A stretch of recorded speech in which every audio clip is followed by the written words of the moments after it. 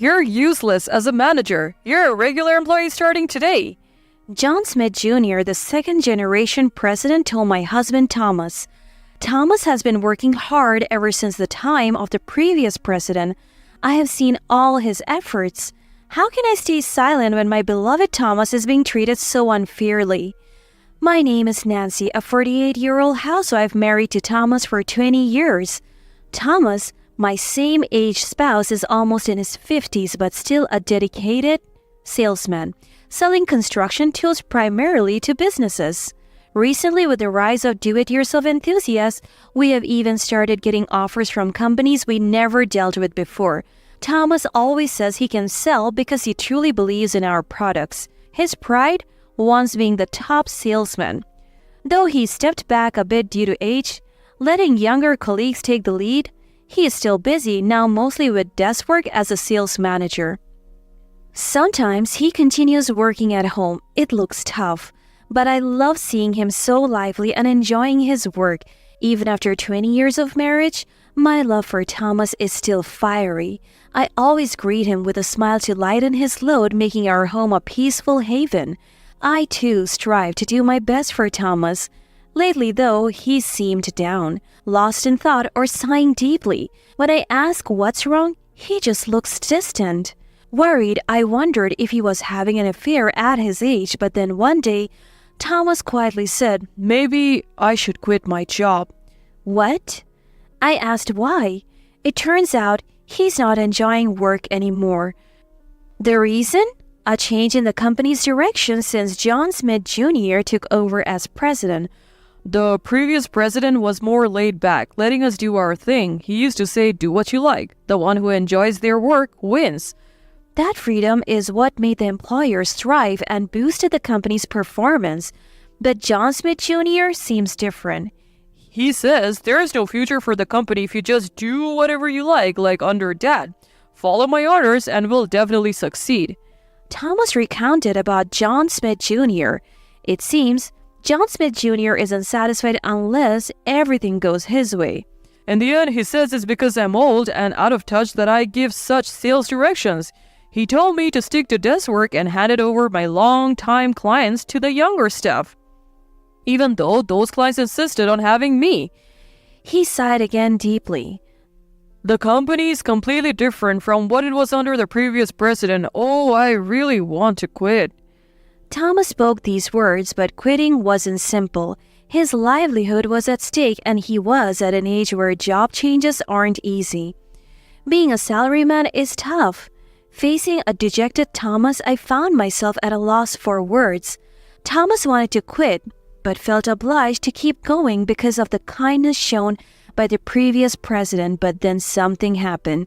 Thomas came home much later than usual that day with no contact, making me worried. When he finally arrived late at night, I was speechless at the sight of him.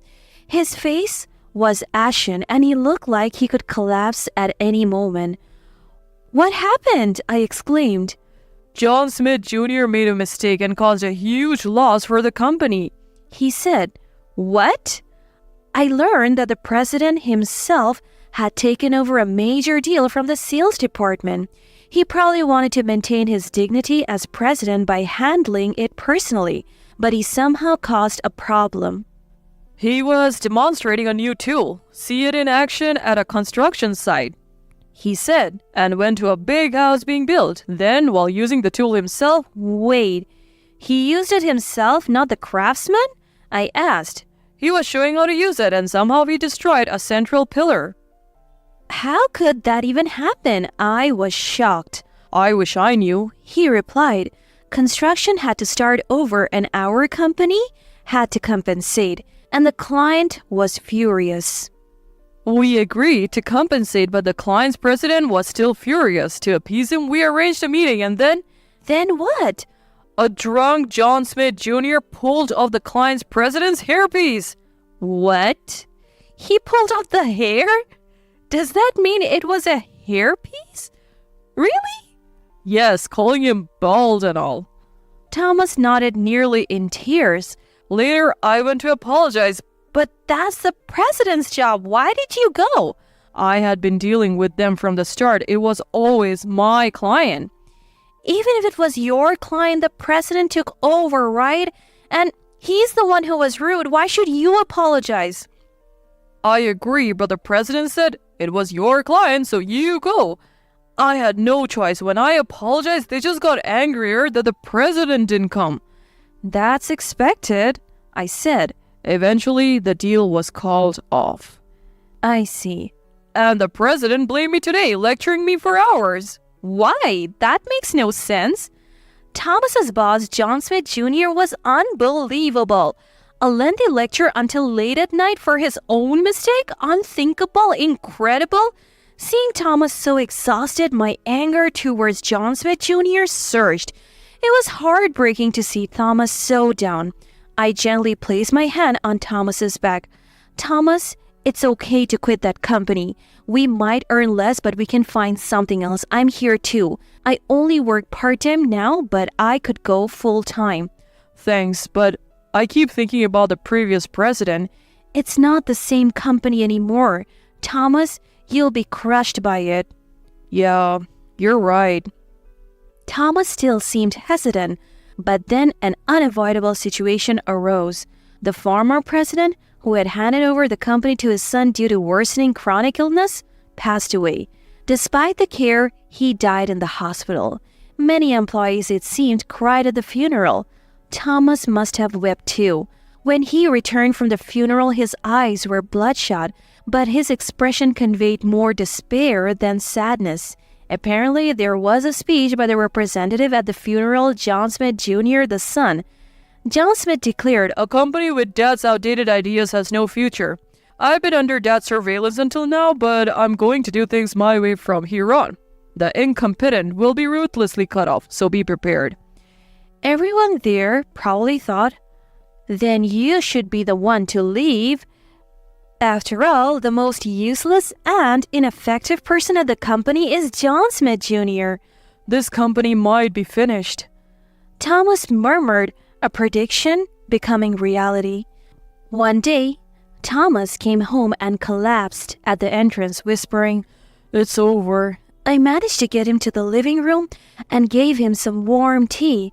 After calming down a bit, he shared his story. "I've been demoted." What? Why? Thomas was the head of the sales department. The most experienced in the department, he had the most clients. Though John Smith Jr. had taken away his direct responsibilities, Thomas still advised and supported his subordinates. He would step in and ensure deals went smoothly. And now a demotion? Why? Demoted, you mean no longer a manager like a section chief? No, it's worse than that. I've been made a regular employee. What? John Smith Jr. said, "Someone useless like you doesn't need a manager's title. You're just a regular employee from today." What? And he's cut my salary saying, "Be thankful, you're even employed." That's outrageous. He keeps saying I'm no better than a guy with a hairpiece, that he, with a full head of hair, is more competent. It's all nonsense. He's still going on about the hairpiece? Ridiculous. Your hair is real, Thomas, and you have a full head of hair. I was even accused of having suspiciously too much hair. Thomas broke down in tears. What a fool, saying such things to my husband. Let me tell you, even if Thomas's hair thins or falls out, my love for him will continue. Maybe it's you who's worried about your thinning hair, isn't it? Actually, I've been enduring constant snide remarks every day. I've reached my limit. Thomas said, sniffing. He explained that whenever he went to the office, the president would come up to him with comments like, "Must be nice for you, just looking at a computer all day." Or, "What's this, client? This is a waste. Stop dealing with them immediately." Or, "Can't even do that. You're useless." It seems he's prone to making such offensive remarks. That's definitely a problem, I exclaimed. It seemed like something worth suing over. If it's that frequent, why not record it? It sounded like evidence could be easily gathered, but Thomas slowly shook his head. Suing would be easy, but thinking about what happens afterwards, if the company were to fail, it would be a disservice to the former president and the other employees. They're all good people. The former president, despite having passed away, was still someone Thomas felt in debt to. And his colleagues, with whom he had shared many ups and downs, even with John Smith Jr.'s incompetence and tyranny, Thomas's concern for the company was exactly why I fell for him, but still, I couldn't contain my raging anger. Thomas leaving for work every day with a pale face, losing his appetite amidst constant sighs, no longer showing that lovely smile he once had. What could I do for him? These thoughts were running through my mind when I was looking at the newspaper. "Oh, isn't this... Hey Thomas, this is the company next to yours, right?" I called out to Thomas, who was sprawled listlessly on the sofa. Slowly sitting up, Thomas looked where I was pointing. The article featured a rival company located next to his, rapidly growing under the leadership of a young and talented president. The area where Thomas's company was located had numerous firms in the same industry, like a financial district. It might seem odd for rivals to be so close, but there were surely reasons beyond my understanding. The company, led by a young and dynamic president, appears to be rapidly growing. The moment I searched for it on my mobile phone and saw it, I couldn't help but smirk. "Hey Thomas, the company next door seems nice, doesn't it?" Huh? Thomas looked puzzled, but I just smiled back at him. Thomas wrote a resignation letter. It wasn't a letter requesting to resign. If he asked to be let go, knowing that president, he might face harassment. That's why I suggested he simply announce his resignation. Thomas had prepared his handover documents perfectly, regardless of whether John Smith Jr. would look at them or not. John Smith Jr., upon seeing the resignation letter, apparently smirked nastily and said, "Oh, really? Finally the incompetent one is leaving? That's a relief." If he truly believed Thomas was holding the company back, his judgment was indeed questionable. Months had passed since Thomas successfully switched jobs.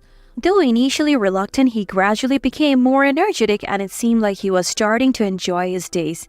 Seeing Thomas smile again made me happy too. One day, I noticed a particular expression on Thomas's face when he came home. "Did something happen?" I asked. "Oh, you can tell?" He replied, "Of course I can. We have been married for years. I can read your mood just by looking at your face." "Actually," he began, clearly in a good mood. He told me that while he was at work, there was a sudden commotion. It turned out that John Smith Jr., his former company's blundering leader, stormed in, red-faced and yelling. "What have you guys done? It's strange that all my clients suddenly switched to you." John Smith Jr. was furious when he saw Thomas working there. "What are you doing, quitting my company and joining the one next door? We're in big trouble now. Come back and work for me." "How absurd. He's talking nonsense," I said. "Right? I followed the proper procedures to resign. He has no right to complain about where I work now." Thomas added, "Exactly. But John Smith Jr. wouldn't accept it. "Since you left, our deals have been decreasing. When I asked why, they said your company is unreliable, that the quality has dropped. What's wrong with the products I planned and developed?" Honestly, everything was wrong with them. The products John Smith Jr. thought up lacked appeal and freshness. They were mere tweaks of old designs, despite his constant criticism of the former president's outdated ways. Moreover, they were shoddy due to skimping on materials. "Everyone in the company opposed it, but I believed it would work," he exclaimed. "Seriously? Even with unanimous opposition from his staff? Anyone, even someone inexperienced in business like me, would see that's a bad move." "I thought it was strange that our orders were decreasing. Then the deals started getting canceled, and now they're all signing new contracts with your company. You must have used underhanded tactics to steal our clients," he accused, red-faced and shouting. "That's a false accusation. We just did our sales work properly, and our products appeal to them." Thomas replied, but John Smith Jr. wouldn't believe it. "Because of this, our sales have plummeted this quarter." "That's unfortunate," Thomas said. "What's with that indifferent attitude? You're still one of my employees." "No, I'm not. When I left, didn't you say it was good that the incompetent one was gone?" Thomas pointed out.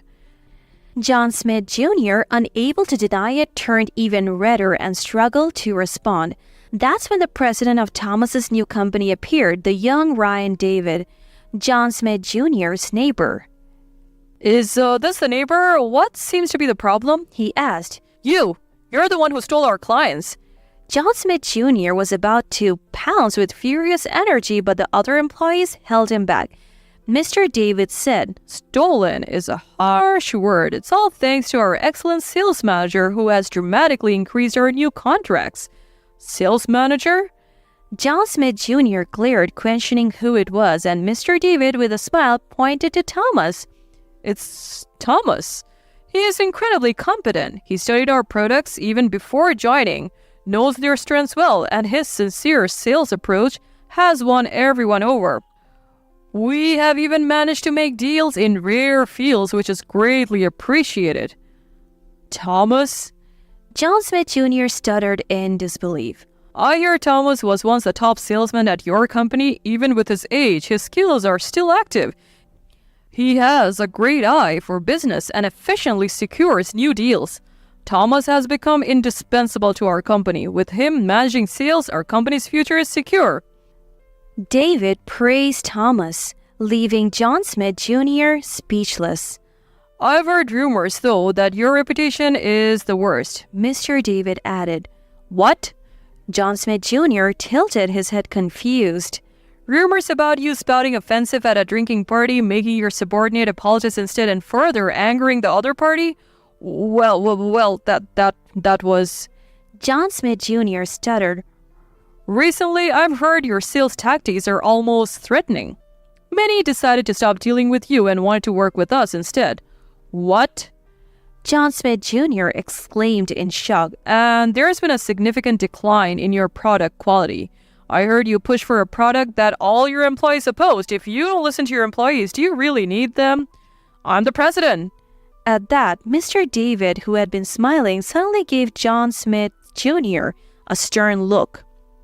Being a president isn't about throwing your weight around. Understand this. The president exists for the employees and the company, not the other way around. A president who doesn't respect the will of their employees is useless. Oh! Completely out-argued, he eventually left sheepishly. Later, Mr. David told Thomas, I'm really glad you joined us. Thank you. Thomas was moved to tears, and so was I when I heard the story. It's great for you, Thomas. It's all thanks to Nancy for suggesting I apply here. I'm just glad they were hiring mid-career. It would have been difficult for Thomas to switch to a different industry due to his age. That a competitor was hiring mid-career was lucky for Thomas, who had worked hard. A few days after John Smith's Jr. intrusion, he appeared before Thomas again. Apparently, his company was in dire straits. Unbelievably, John Smith Jr. deeply apologized to Thomas. I was wrong. I'll prepare the position of sales manager again. Please come back. No one in their right mind would return to a failing company. What a lack of tact! Thomas declined without hesitation, leaving John Smith Jr. speechless. Is it okay for Dad's company to disappear? John Smith Jr. lamented. That's unfortunate, but I still remember the former president's words. Do what you like. The one who enjoys their work wins. I'm currently enjoying my work immensely. Though the company has changed, I want to continue to work hard, keeping those words in my heart and, of course, at my current company. Thomas spoke firmly. You, with your hairpiece. John Smith Jr. spat out a desperate insult as he left. But Thomas replied with an easy smile. This is my natural hair. Besides, John Smith Jr., shouldn't you be more concerned about yourself? It seems like your hair has thinned quite a bit due to stress. At that, John Smith Jr. was left speechless, his head hanging low. Afterwards, John Smith Jr.'s company lost more and more clients and quickly approached bankruptcy, with the business situation becoming dire. In a fit of despair, John Smith Jr. eventually sold the company he had inherited from the previous president. And the buyer was none other than the company where Thomas now worked. Thomas, having been requested by the employees, played a role in this outcome. John Smith Jr., having sold the company, squandered the money on reckless spending and soon found himself penniless. His bad reputation spread, and it was clear he couldn't survive in the same industry. What he's doing to make a living now is anyone's guess. The good products from the time of the previous president before John Smith Jr. were revived and Thomas's farmer colleagues are now happily working again. That's great for you, I said. Yeah, I wonder if the previous president would be angry. Thomas pondered. Not at all. The legacy of the previous president will continue in some form or another. He would surely be pleased. I hope so. Seeing Thomas smile as he left for work, I felt happy too. Well then, I should make Thomas's favorite dish for dinner tonight. To keep my beloved Thomas smiling, I'll keep doing my best.